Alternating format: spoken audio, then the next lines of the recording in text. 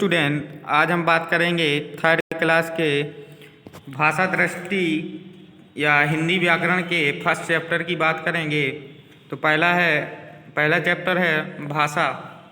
अब भाषा होती क्या है, तो पहले हम थोड़ा सा पास्ट बता दें भाषा का। अब मनुष्य एक ऐसा प्राणी है जो बोलने में सक्षम होता है।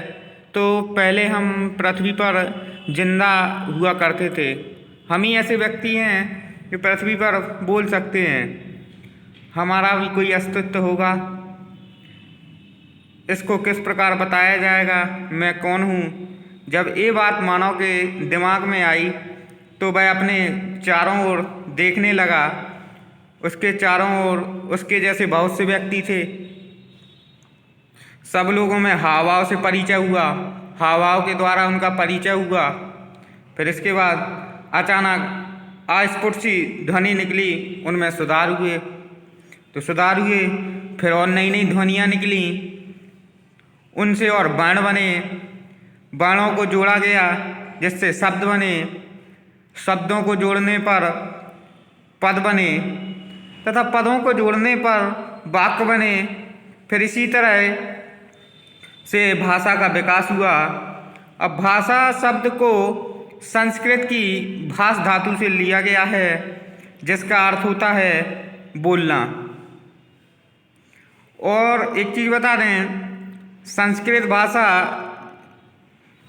को हिंदी की जननी माना जाता है।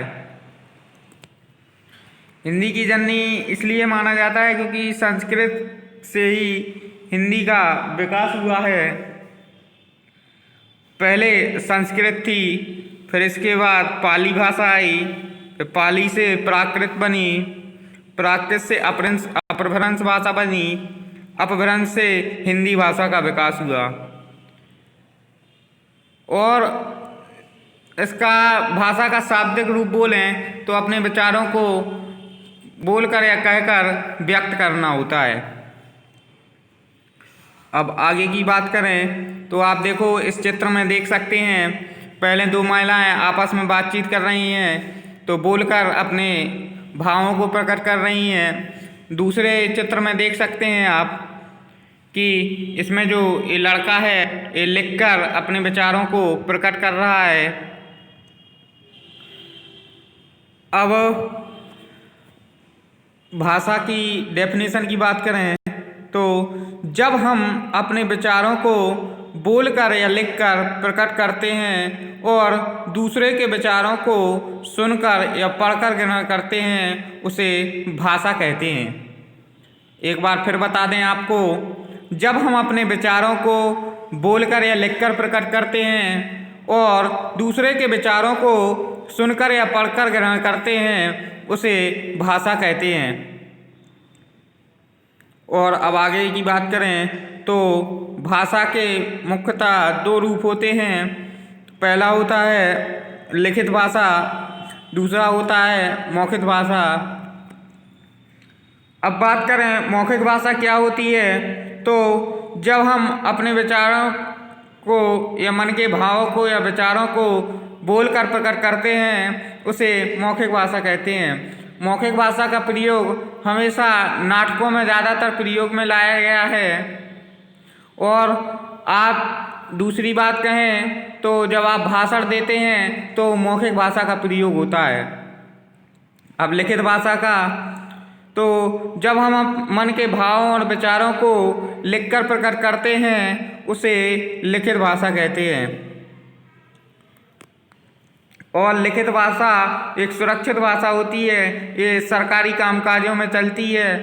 अब मौखिक भाषा का ऐसा है, केवल इसका प्रयोग यह तद्भव के रूप में होने लगा है। तद्भव शब्द बचे हैं केवल इसके, जो मौखिक रूप में बोले जाते हैं। अब इसके आगे चलें तो आप देख सकते हैं कई देश हैं, अन्य देश हैं, कई देशों की बोलियां या भाषाएं अलग अलग होती हैं। जैसे आप देख लें, चीन की चीनी भाषा है और फ्रांस की फ्रांसीसी भाषा है, रूस की रूसी भाषा है, जापान की जापानी भाषा है। और भारत जैसे एक महान देश की बात करें तो भारत में कई राज्य हैं और कई राज्यों की अलग अलग भाषाएं होती हैं। जैसे केरल की भाषा जान लें तो मलयालम होती है, और उत्तर प्रदेश में हिंदी और मध्य प्रदेश में हिंदी भाषा बोली जाती है। राजस्थान में राजस्थानी भाषा और गुजरात में गुजराती और कर्नाटक में कन्नड़ भाषा का प्रयोग किया जाता है। अब इसके आगे चलते हैं तो अब अभ्यास की बात करेंगे। तो आपको बताया भाषा के कितने रूप हैं, तो मुख्यतः भाषा के 2 रूप होते हैं। दूसरा है पशु पक्षी मुख से निकालते हैं, तो पशु पक्षी के मुख से हमेशा ध्वनि निकलती है, उनकी कोई भाषा नहीं होती है, वो केवल ध्वनि के माध्यम से अपने विचारों का आदान प्रदान करते हैं केवल। भारत में कितनी भाषाएं बोली जाती हैं, तो भारत एक सर्वपूर्ण संपन्न देश है, इसमें अनेक भाषाएं बोली जाती हैं। अब इसके आगे आप अपने माता पिता से पूछ कर लिखिए कि वे कितनी भाषाएं जानते हैं, तो ये आप अपने माता पिता से पूछ सकते हैं। तीसरा है बाजार में आप किस भाषा का प्रयोग करते हैं, तो बाजार में हम हिंदी भाषा का प्रयोग करते हैं। टेलीविज़न में आपने किन किन भाषाओं के कार्यक्रम देखे हैं, तो हमने हिंदी के देखे हैं, मराठी के, गुजराती के, मलयालम के, कन्नड़ के, तेलुगु के। अब आपको बता दें ये काम है जो मैं आपको अभ्यास बता रहा हूँ, इसको फेयर कॉपी पे ज़रूर करना है। अब आपने देख लिया तमिल और तेलुगु भाषा भी है जो हम टीवी पे हमेशा इनके कार्यक्रम देखते हैं।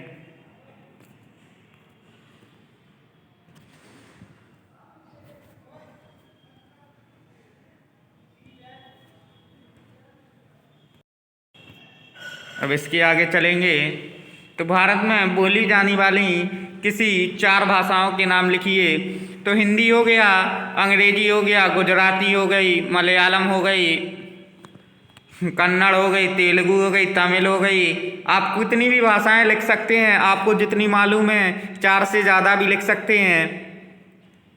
चित्र देखकर भाषा के रूप को लिखो। तो पहले चित्र में आप देख सकते हैं कि बच्चा बुक को पढ़ रहा है, तो कौन सी भाषा, तो मौखिक भाषा का प्रयोग कर रहा है। अब दूसरे चित्र में भी देख सकते हैं कि बच्चा लिख के पढ़ रहा है, तो कौन सी भाषा का प्रयोग कर रहा है, तो ये लिखित भाषा का प्रयोग हो गया।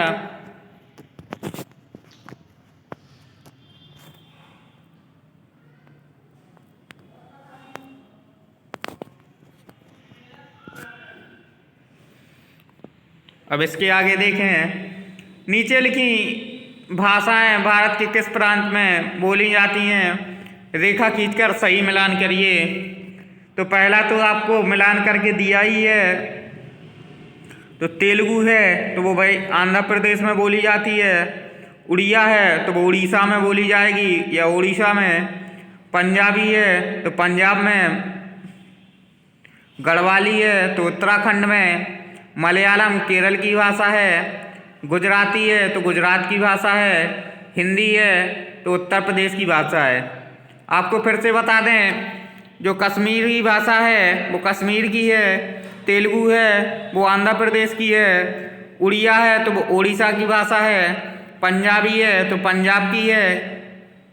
गढ़वाली है तो उत्तराखंड की भाषा है। मलयालम है तो वो केरल की भाषा है। गुजराती है तो वो गुजरात की है। हिंदी है तो उत्तर प्रदेश की भाषा है। आपको मैंने मिलान करके भी दिखा दिया। अब इसके आगे चलते हैं 8वें क्वेश्चन पे।